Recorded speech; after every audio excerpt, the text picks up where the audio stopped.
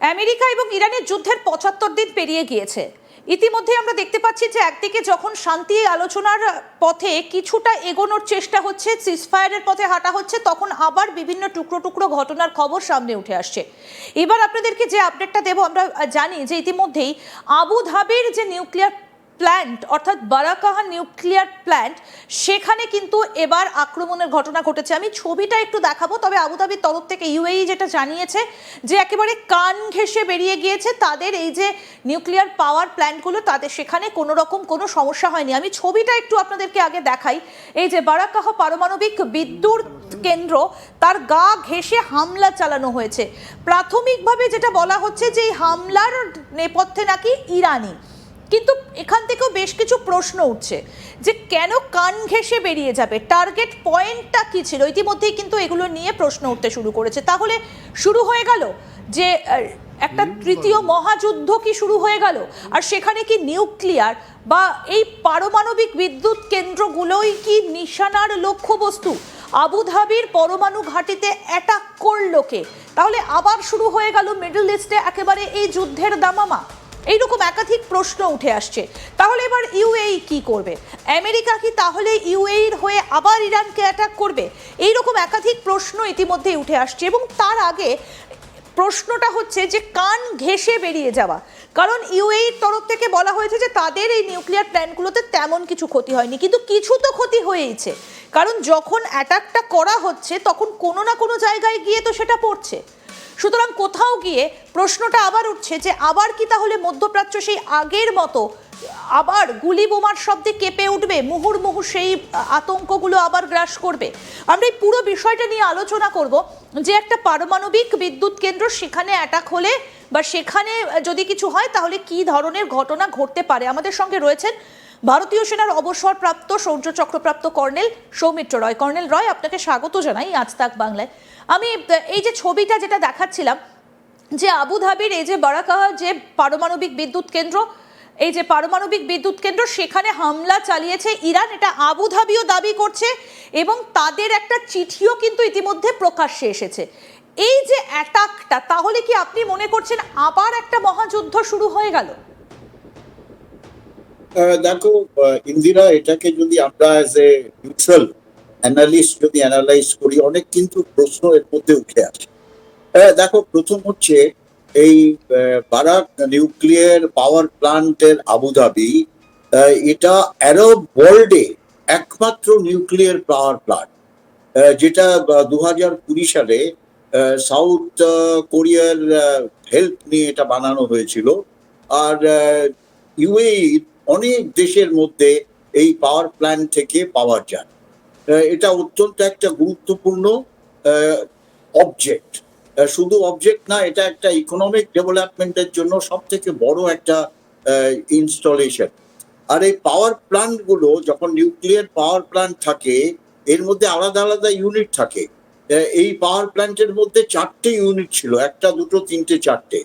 আর এটা কিন্তু একেবারে পারস্য উপসাগরের ধারে, যদিও মরুভূমির ক্ষেত্রে আবুধাবির কিন্তু একটা দিকে পারস্য উপসাগর। তার মানে হচ্ছে এই সমস্ত নিউক্লিয়ার পাওয়ার প্ল্যান্ট যেখানে তৈরি করা হয়, তাদের একটা ভীষণ জলের প্রয়োজন হয়। নিউক্লিয়ার ওয়েস্ট ডিসচার্জ করলে, নিউক্লিয়ার থেকে মেটেরিয়াল থেকে পাওয়ার জেনারেট করার জন্য ভীষণ জলের প্রয়োজন হয়। যেখানে তুমি এই নিউক্লিয়ার পাওয়ার প্ল্যান্ট দেখবে, সেখানে হয় সমুদ্রের পাড়ে, নয় কোনো নদীর পাড়ে, একটা জলাশয়, বিরাট একটা জলাশয়ের পাড়ে এই নিউক্লিয়ার পাওয়ার প্ল্যান্ট গুলো হয়। এবারে আমরা কি খবর পেলাম আমরা ইউএই অথরিটি থেকে, যে তিনটে ড্রোন ওয়েস্টের দিক থেকে উড়ে এসছে। তার মধ্যে দুটো ড্রোনকে এরা ডিস্ট্রয় করতে পেরেছে, আর একটা ড্রোন এদের এই পাওয়ার প্ল্যান্ট গুলোর পেরিমিটার থাকে। First tier of defence, second tier of defence, third tier of defence. এই ফার্স্ট টিয়ার অফ ডিফেন্সের মানে পেরিমিটারের মধ্যে একটা ইলেকট্রিক জেনারেটর, যে ইলেকট্রিক এর সাহায্যে, জেনারেটর সাহায্যে পাওয়ার সেখানে দেওয়া হয়, সেই ইউনিটে একটা ড্রোন হিট করেছে। আর অ্যাটমিক এনার্জি কমিশন ইন্টারন্যাশনাল, তারা অলরেডি জানতে পেরেছে, তারা অ্যানালাইজ করে দেখেছে এর মধ্যে খুব একটা ক্ষতি হয়নি। যদি এটা একটা অ্যাকচুয়ালি নিউক্লিয়ার পাওয়ার প্ল্যান্টের ওপরে হিট করতো, তুমি যেটা বললে তার সব থেকে বড় প্রবলেম হতো নিউক্লিয়ার রেডিয়েশন। ওই যে আগেও আমরা এক্সপ্লেন করেছিলাম যে রেডিয়েশন, নিউক্লিয়ার রেডিয়েশন আকাশের ওপর থেকে যে কেমিক্যাল নিচে নেমে পড়ে সেটা হ্যাঁ, অত্যন্ত ডেঞ্জারাস, সেটা একদম চারদিকে কেমিক্যাল ছড়িয়ে রিয়াকশন। পড়ে। স্যার আমি আসবো এই জায়গাটা, আমি একটু তথ্য একটু দর্শকদেরকে দিতে চাইবো যে ঠিক কি ঘটেছিল। ইউএই কি জানিয়েছে? ইউএই জানিয়েছে যে 3টে ড্রোন সীমান্ত দিয়ে ঢুকেছিল, দুটোকে তারা ভূপতিত করতে পেরেছে, কিন্তু একটা ড্রোন সেটা গিয়ে টার্গেটে হিট করে। এবং তার সঙ্গে যেটা আরও ইউএই ইঙ্গিত দিচ্ছে যে এর পেছনে ইরান বা ইরান সমর্থিত কোনো গোষ্ঠীর হাত থাকতে পারে। এবং আইএইএ আন্তর্জাতিক পারমাণবিক শক্তি সংস্থা এই ঘটনায় গভীর উদ্বেগ প্রকাশ করেছে, কারণ পারমাণবিক স্থাপনার কাছে সামরিক হামলা না করার আবেদন জানিয়েছে। যখন একদিকে উত্তপ্ত হয়ে রয়েছে গোটা বিশ্বের পরিস্থিতি, তখন এই ধরনের হামলা আমেরিকা ইরান সম্পর্ক এবং মধ্যপ্রাচ্যের পরিস্থিতি অত্যন্ত উত্তপ্ত অবস্থায় রয়েছে। এই বারাকাহ প্ল্যান্টটা আরব উপদ্বীপের প্রথম পারমাণবিক বিদ্যুৎ কেন্দ্র এবং ইউএইর মোট বিদ্যুতের প্রায় 25% এখান থেকে সরবরাহ করা হয়।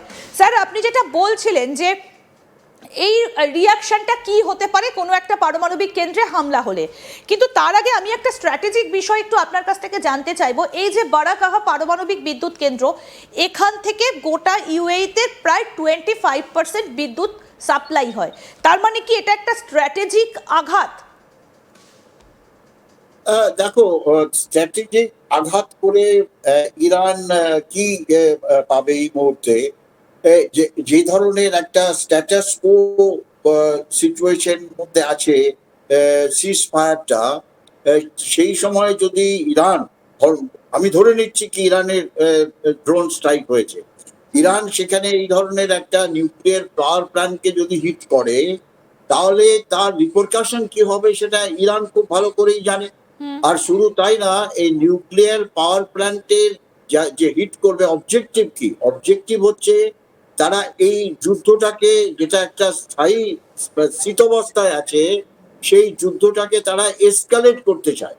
এর মধ্যে একটা এসকালেশনের অবজেক্টিভ আমি দেখতে পাচ্ছি, যে ইরান নিউক্লিয়ার পাওয়ার প্ল্যান্টে হিট করেছে আবুধাবির, তার মানে একটা বিশাল একটা ব্যাপার, যে কোনো সময় নিউক্লিয়ার ব্লাস্ট হয়ে এই পাওয়ার প্ল্যান্ট থেকে রেডিয়েশন ব্লাস্ট ইত্যাদি হতে পারতো, লক্ষ লক্ষ লোক এফেক্টেড হতো। শুধু তাই না, কুয়েত থেকে আরম্ভ করে কুয়েত, বাহরিন, কাতার, দুবাই, এই সমস্ত অঞ্চলে যে পাওয়ার সাপ্লাই হয়, সেই পাওয়ার সাপ্লাই টোটালি ডিফিউজড হয়ে যেত। তা এটা কি ইরান এই মুহূর্তে করবে? একটা কোশ্চেন মার্ক কিন্তু আমি অ্যাজ এ নিউট্রাল পার্সন রাখছি।